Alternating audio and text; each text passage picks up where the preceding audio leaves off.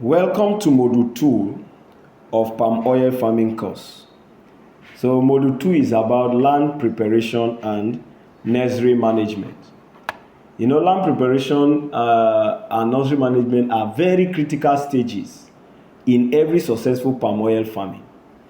Before oil palm seedlings can be planted in the field, farmers must ensure that the land is suitable and properly prepared for cultivation. Also, seedlings must be raised under proper nursery conditions to ensure healthy growth and strong establishment after transplanting. Okay, so oil palm is actually a long-term perennial crop that remains productive for say 25 years or even more. So as a result, mistakes made during land preparation or even seedling management can negatively affect productivity for many years. So proper site selection, understanding soil requirements, and applying effective nursery techniques helps farmers to reduce risks and improve yields. So that is what this module is about. So this module introduces learners to the principles of selecting the suitable land for oil palm production, preparing the land for planting, understanding soil requirements, and even managing nurseries effectively. So you should prepare that by the end of this module, you will understand how to establish a strong foundation for a successful oil palm production. You will also develop practical knowledge of nursery operations and also be able to identify common mistakes in early farm establishments. Now let's talk about site selection. Site selection or selecting an appropriate site is one of the most critical decisions that every farmer makes in oil palm cultivation. Why? It is because it directly influences the growth, productivity, and long-term sustainability of the plantation. Oil palm is highly sensitive to environmental conditions, and any mismatch between the crop requirements and site characteristics can lead to poor establishment, low yield, even increased susceptibility to pests and diseases, and economic losses. Therefore, careful evaluation of ecological, physical, and even socio-economic factors is essential before establishing a plantation. Especially in Nigeria, where climatic variability exists and land use patterns differ across zones. So there are factors that need to be considered. For instance, climatic conditions. Climate is very important. It's a factor that affects palm oil growth and yield. So adequate and well-distributed rainfall, for instance, ensures continuous growth and fruit production. But prolonged dry seasons can reduce yield and even affect bunch formation. Temperature. Oil palm requires stable temperature for optimal physiological process such as photosynthesis and even nutrient uptake. If you have extremely low or high temperature, can stress the plant and even reduce productivity. Even adequate sunshine too. Sufficient sunlight is essential for photosynthesis, and this directly influences oil formation and fruit development. Then for topography, when we say topography, we are referring to the land form and the slope. So topography refers to the physical features of the land. It includes its slope, its elevation, and even drainage patterns.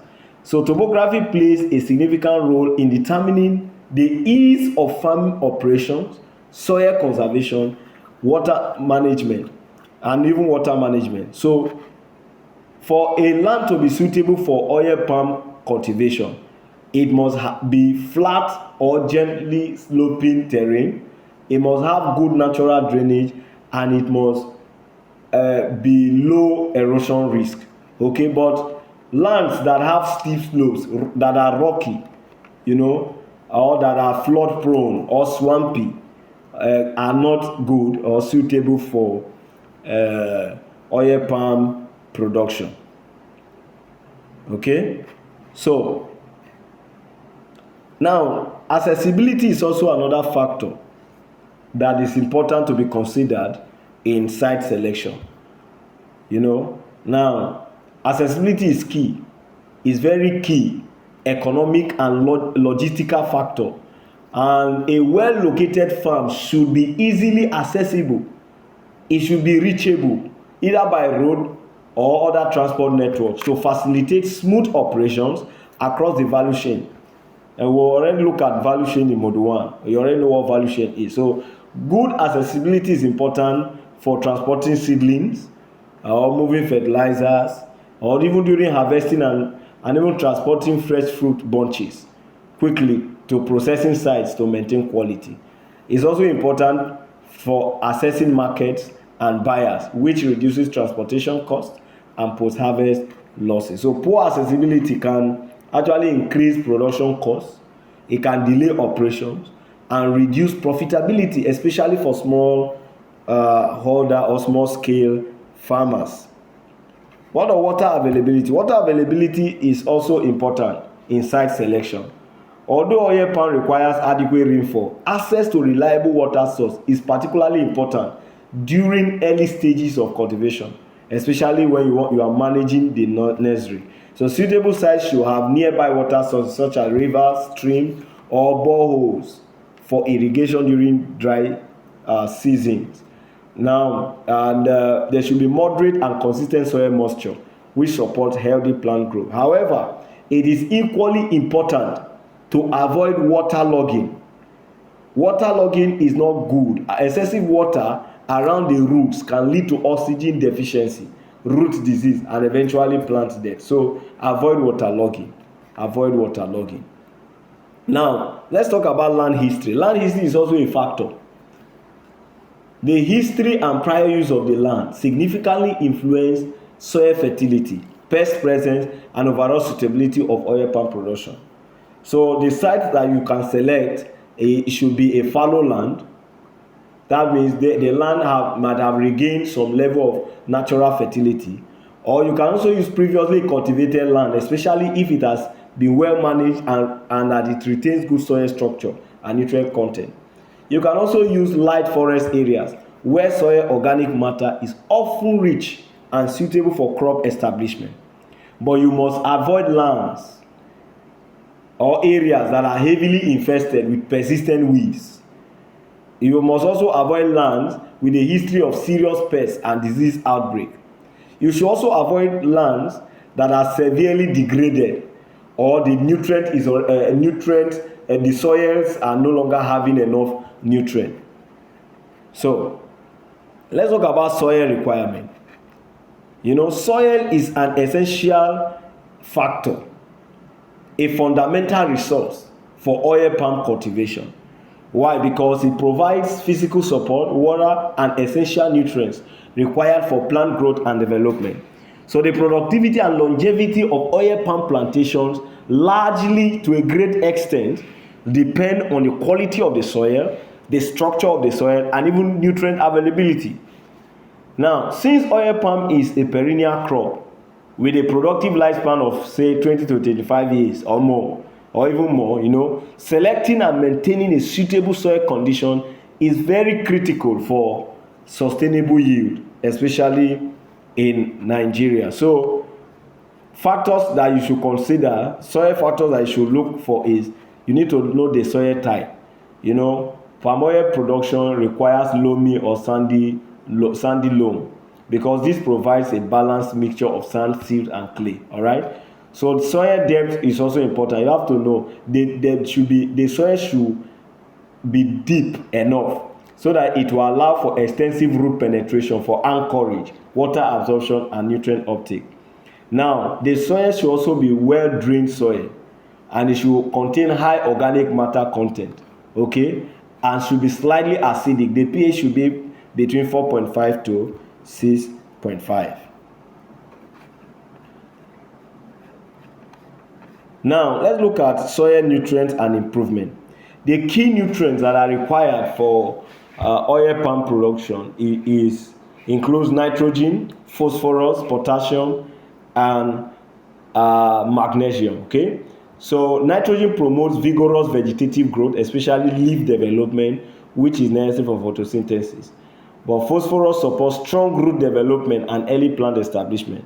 But for potassium, is very essential for fruit formation, oil synthesis, and overall yield quality.